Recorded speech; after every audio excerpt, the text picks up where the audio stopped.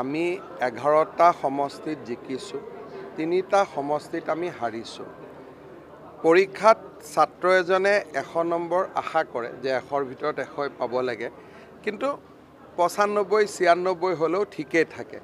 গতিকে অসমবাসী ৰাইজৰ ওচৰত মই কৃতজ্ঞতা জনাওঁ যে লোকসভাৰ নিৰ্বাচনত প্ৰথমবাৰৰ বাবে এটা ইতিহাস সৃষ্টি কৰি শাসকীয় পক্ষক 11খন আসন দিলে আৰু এই 11খন আসনক আমি যদি বিধানসভালৈ ৰূপান্তৰ কৰোঁ, আমি 92খন আসনত আগবাঢ়িছোঁ আৰু 2021 চনৰ তুলনাত আৰু 2019 চনৰ তুলনাত আমাৰ মিত্ৰগোষ্ঠীয়ে 10% ভোট অধিক লাভ কৰিব পাৰিছে। সেইবাবে 14টা পালেতো ভাল আছিল, কিন্তু 11টা দিছে ৰাইজে, সেইটোকে ৰাইজৰ আশীৰ্বাদ বুলি আমি ধৰি লৈ আগুৱাব লাগিব।